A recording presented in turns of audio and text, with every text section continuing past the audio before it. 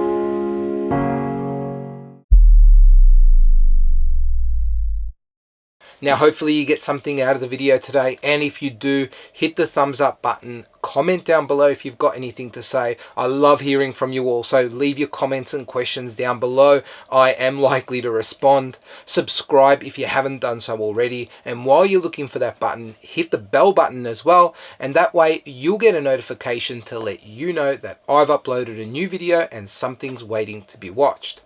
Also, I've got an Instagram page. Head on over there and check it out. 3 Kicks a Day is the name of the page, and it's just like this YouTube channel, all about shoes. A lot of people may not know this if you didn't grow up in the 80s and 90s, but Reebok was a big deal for people like me who basically their sneaker obsession was kind of shaped during that period. I fell in love with shoes like the Question and the Reebok Pump. I mean, that shoe is right up there with the Jordans for me as far as nostalgia goes in shaping my obsession with shoes. I think it's been hard for Reebok lately. They really don't get enough attention, and they have produced some pretty decent shoes lately. From a CrossFit perspective, you've got the Nano line. Lifestyle shoes like the Zik Kinetica are super comfortable to wear. They've got the Reebok Float Ride running shoes, which are actually amazing, and their classic line I think can go toe to toe with any other. I think it's just been a bit of a marketing issue, maybe since they were bought by Adidas. I don't really know what it is, but they've failed to hit the mark, I guess, and they haven't made as much of an impression as they probably could. Their retro shoes, though, are amazing. When I talk about shoes like the Pump and the Question, they've just got this undeniable style that maybe isn't everyone's cup of tea, but for me personally, I look at these types of shoes and I just feel like I'm transported back to the 90s. We'll break this shoe down in a minute, but before we do that, I do want to go through a bit of the history on the Question itself. This is a shoe that was released in 1996 and was Allen Iverson's first signature shoe with the brand and first signature shoe period.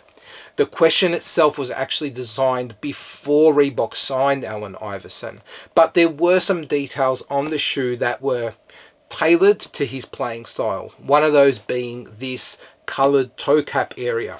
As I understand it, Reebok wanted the shoe to pop and to suit Iverson's fast playing style, and so they colored the toe of the shoe so it would stand out a little bit more. While this was Iverson's first signature shoe, it wasn't his reoccurring signature shoe that he released with Reebok.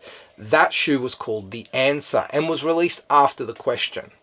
There is also a mid-top version of the Question, but I haven't had a chance to cop one of those yet. My size always seems to sell out. But let's break this guy down, starting with the outsole. And with the outsole, what we've got is a full coverage rubber outsole that is translucent. As far as other lifestyle type aesthetics go, we've got Reebok spelt out in a white color, and in the middle of that writing we've got the grey Reebok logo.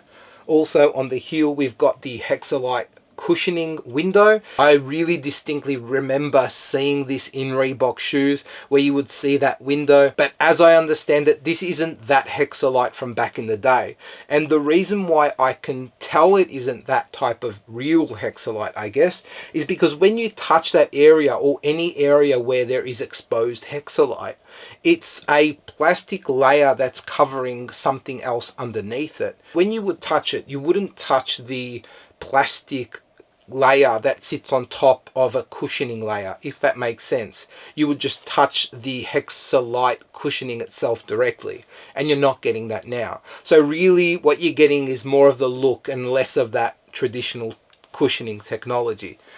Anyway, moving into the midsole, and what we've got is something that is as simple as it comes.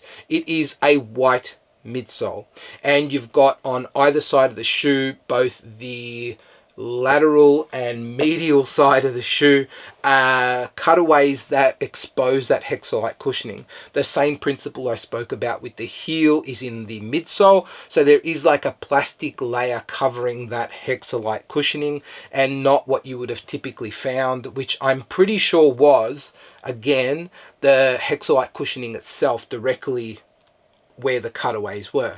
If someone else can confirm it, please leave those comments down below. If I'm just dreaming it, then I'm sorry. Moving into the upper, and one thing I love about the uppers in these shoes is the quality of the materials that they've used. You've got this tumble type of leather that again feels really nice and soft.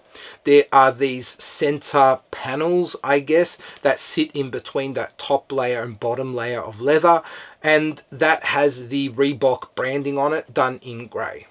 Moving around to the toe box, and what you've got is this almost patent leather feeling toe box area that is colored grey, obviously because it's called the grey toe Reebok question low. Moving around to the heel, a really nicely padded heel collar that feels super comfortable on foot. But as far as the heel tab goes, that is also done in grey. We've got the Q in white, and at the bottom where the outsole wraps up into the midsole, we've got the number 3 imprinted there, which was obviously Iverson's number when he was playing. The tongue itself again is super beefy, super well padded, super comfortable, and it's made of 2 materials. A bulk of it is done with a mesh type of material, and the top part is a leather.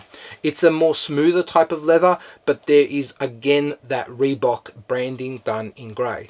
White laces finish off the package, and then around the eye stays we've got these grey lace hoops, I guess, that kind of keep the laces all intact. As far as sizing goes, I would go true to size, but be aware that with this particular shoe, it is quite a chunky shoe. The cushioning, especially around that heel and tongue, is really beefy. And so while it feels really comfortable, it also kind of sits quite puffy around the top of your foot. It's comfortable to boot, and I really can't complain about any aspect of this shoe. Having said that, I think it's time we take a look at how they look on feet.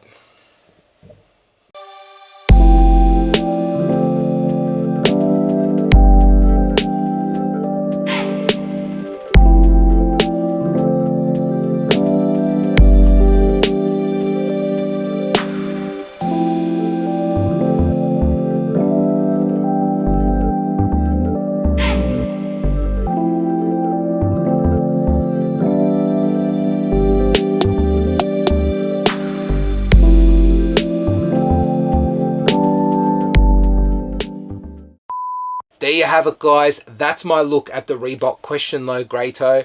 As I said earlier, I love these so much I bought them in the green toe version as well. There is just something about these shoes that transport me back to the 90s.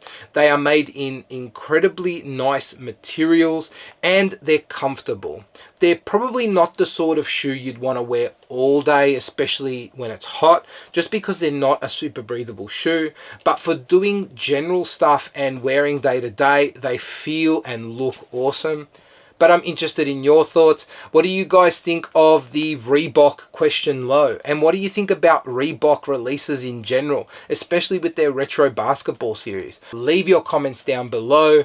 But until the next video, laters.